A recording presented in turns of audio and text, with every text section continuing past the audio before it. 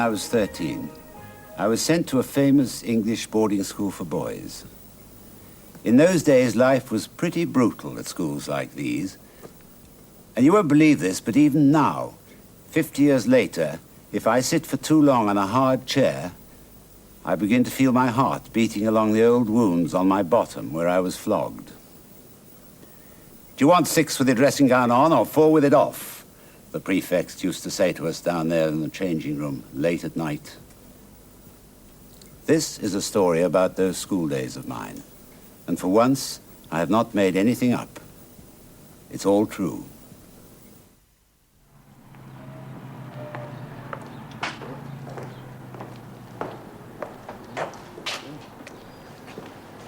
Morning, Mr. Perkins. Thank you. 5 days a week, for 36 years, William Perkins had been taking the 8:12 train to the city. He liked the process of commuting. There is a regularity about it that is agreeable and comforting to a person of habit.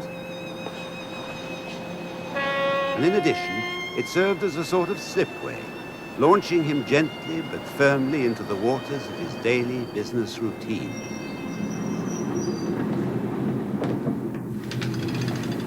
One of his special little pleasures was to have his own particular seat in the same compartment with the same good, solid people sitting in their right places with the right umbrellas and hats and ties and newspapers, until one morning, something rather disturbing happened.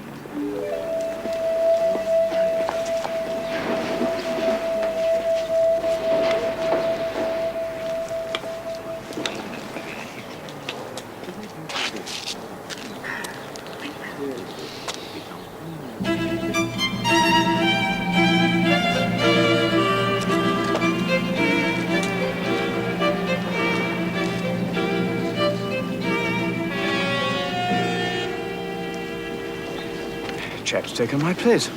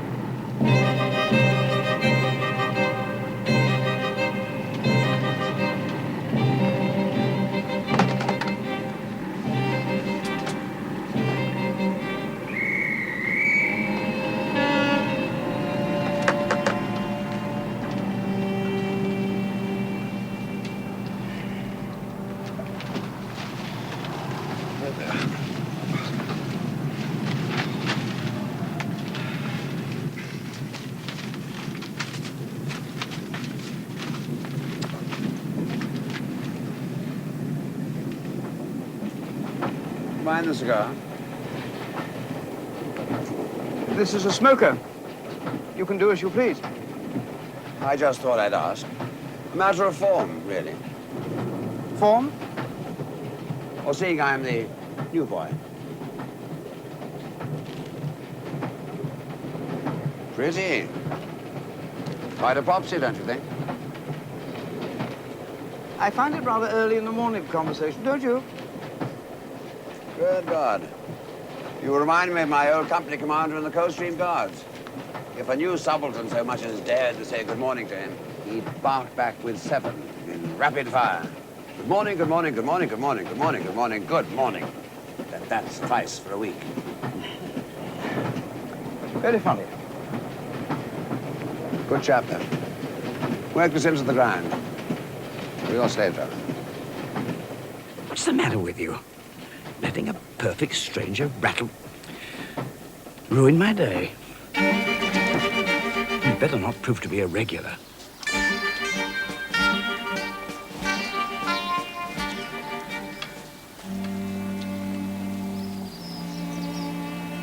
Morning. Morning. I see us here again. Afraid so. 3rd day running. Any idea who he is? Not the foggiest.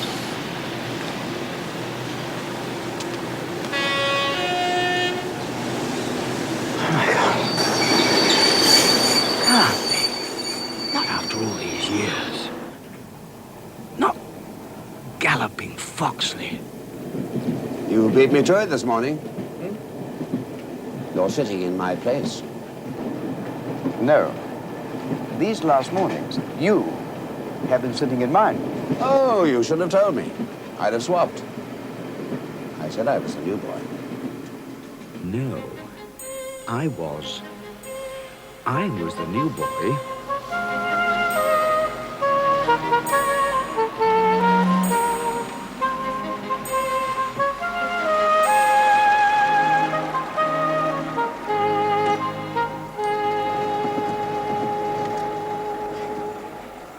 Glad we motored down, will you? Yes, You soon settle in. yes. Best days of your life are just beginning. You see. Jolly fine school. Now, where's the house? I say, don't they teach you better manners than that? It seems to me an apology is in order. I'm so sorry. I don't like your tone, sir. Really? You strike me as being impudent and ill-mannered. I can only hope that you're the exception here. I shouldn't wish any son of mine to pick up such habits. Ah, Mr. Perkins. I see you've already met our head of house, Bruce Foxley. Very fine sportsman. All-rounder, football, cricket. His manners leave something to be desired. Yeah. I dare say it's the excitement of being back, eh, Bruce? Exactly, sir. Why don't you go and sort out the junior duty roster? Take your pick of the new chaps. With pleasure, sir.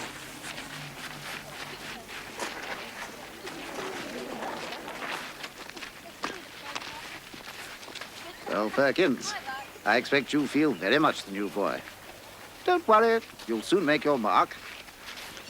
Just what I've been telling him. Report to matron, there's a good chap. Chin up, tickety-boo.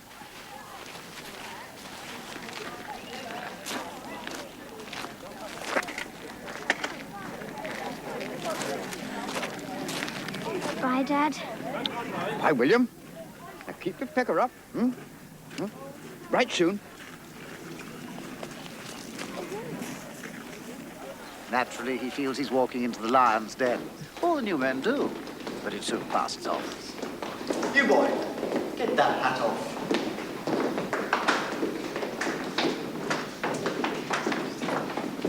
Parkins? Yes?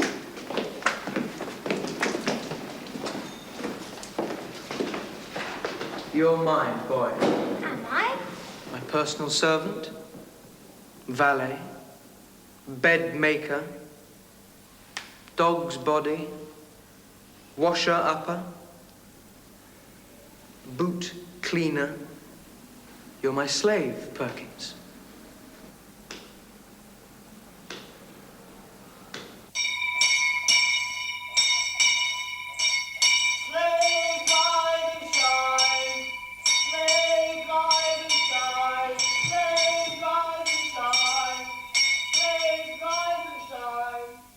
Right, Perkins.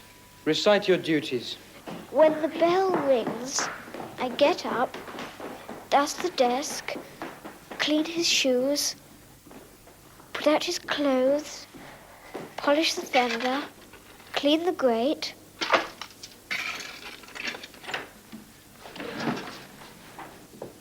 Morning, Foxley.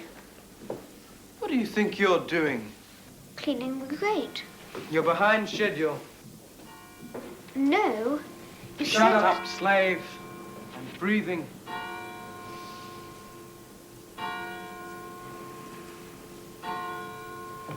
You'd better get down to the bogs. Box. The lavatories. The water closets. The latrines. Les petits coins. The places of easement, boy, Do I clean them? if necessary. Then you warm the seat for me. And if it's not warm enough, then I warm yours.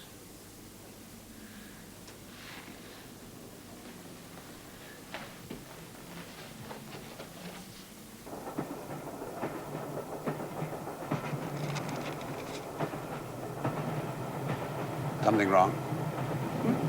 You're staring. I'm sorry. Do you imagine we've met before or something?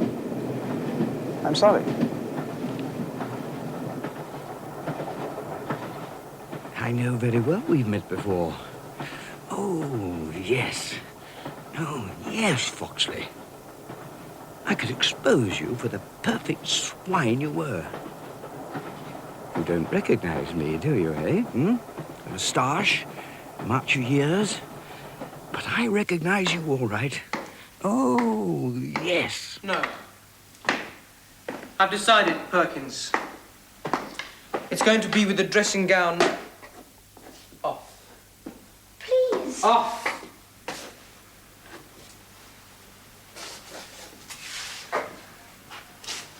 Hurry up, come on. Now, touch your toes. Tighter, much tighter than that. Now, what are you? I'm a lazy little boy. Who can't light a fire?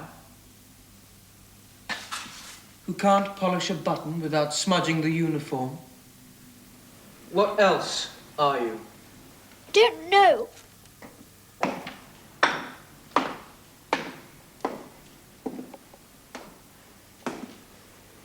I don't like your tone, sir. You strike me as impudent and ill-mannered. And your father's very particular about manners, isn't he? Well? Well? It's a question requiring the answer. Yes, boy, yes. Yes. Stay still. Blubber, boy, and you get an extra stroke.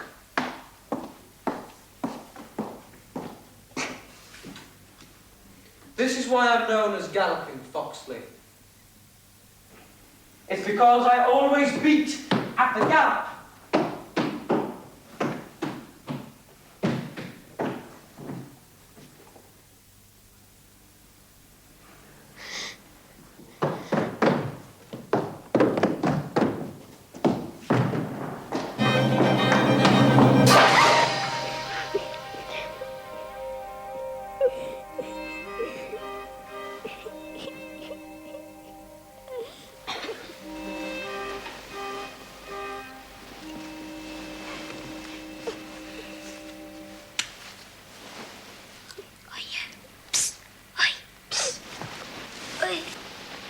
Perkins over there.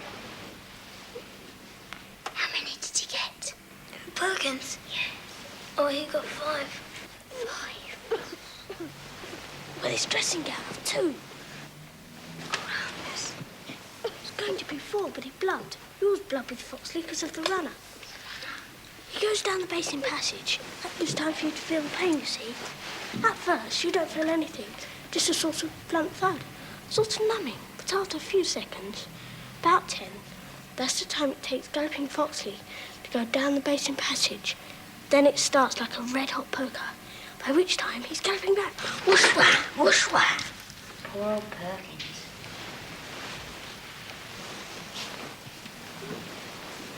Perkins? Perkins. What? Show us the damage. Go on. No. Come on, we're on your side. No. Please. Come, we're ever so sorry. We're ever so sorry. Let's see the marks. Oh, right.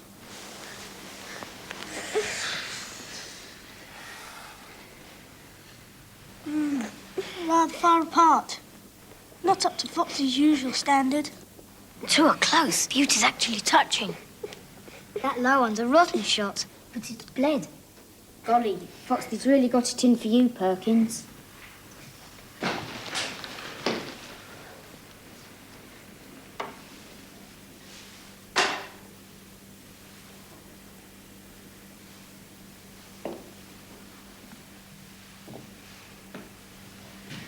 What's the idea?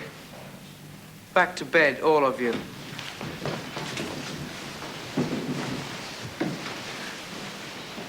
So, Perkins showing off, is he? Is that it? Another peep out of any of you, and you'll get what Perkins got. All coming back. Small eyes, corrugated forehead, the wavy, oily hair. The glove. The white glove.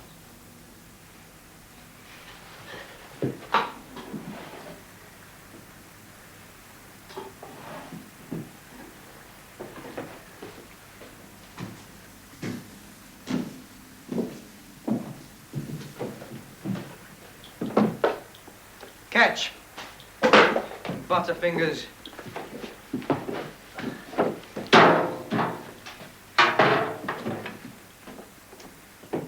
Better. You're improving, Perkins. Thank you, Foxley. Took me all day. At first glance, that is. But we'll see what my patent dust detector can do, shall we?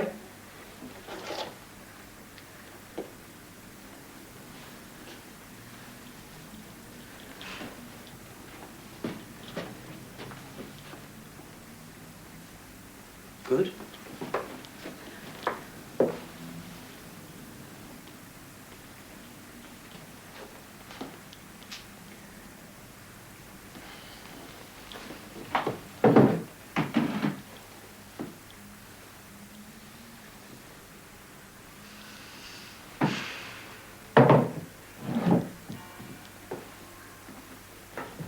Ah.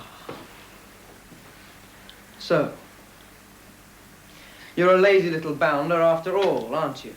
I thought I'd just... You thought? Well, we'll meet later on, won't we? After prayers in the changing room. It was under the chair. As my slave, you clean my study. And clean means clean. Yes, Foxley. And you've forgotten the wild irises for my desk. There wasn't time. There is now. But perhaps at 4... You'll have to hurry. The pond's only 2.5 miles across the fields.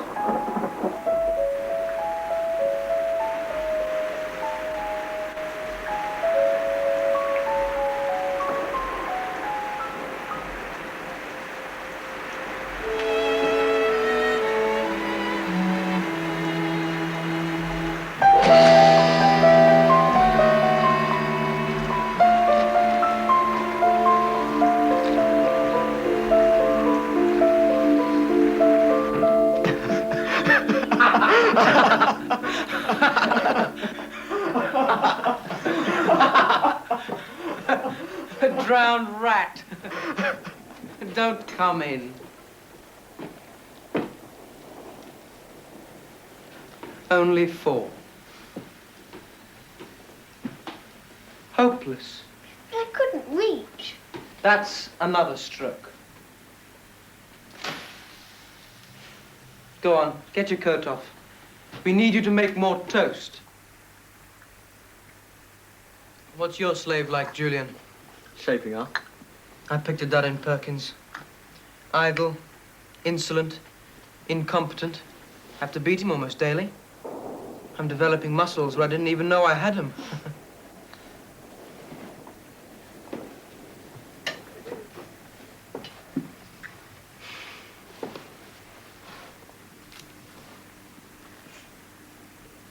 You expect me to eat this? It's hardly done this side. You don't like it burnt.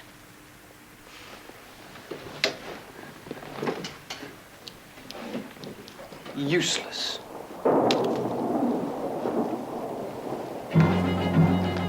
You've earned yourself another stripe, Perkins. And to think, I used to write home and say I was all right, except I got a cold because I was caught in the rain. Never a word about how he beat me. You beat me. You. 7 minutes to Cannon Street. 7 minutes to exposure. Foxley. It's a thought. Yes. Why not? Why not?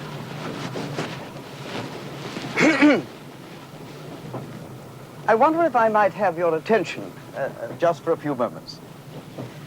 I know it's not customary for us to speak very much on this daily journey, and I hope you'll forgive me, but this gentleman's presence has prompted some old memories of my school days. Really? Oh, that's right. Yes, it was a long time ago now, of course, but I remember. Yes, I remember very well. You see, I suffered. I suffered terribly at his hands. I was his slave, and I could never do anything right because he was a total sadist. What in the old days we would have called a bounder. He made my life a misery for a year. I almost committed suicide because of him. He hasn't recognized me, but I've recognized him. Oh, yes. He was head of my house, a public school, and he wielded absolute power over the new men, as we small boys were called. As we know, absolute power corrupts absolutely. This man was a perfect Hitler to me. Any service not performed to his satisfaction was a beatable offense. And how he loved to exercise that privilege. See what carries the cane? That's just like the one he used to beat me with. So scientifically. His peculiar talent was torture, mental and physical. Gentlemen, galloping Foxley. Well, Foxley, do you recognize me now, William Perkins, St. Wilfrid's? I'm very glad to meet you. But I'm Fortescue. Jocelyn Fortescue, Eton, 1928. Ah, we seem to have arrived.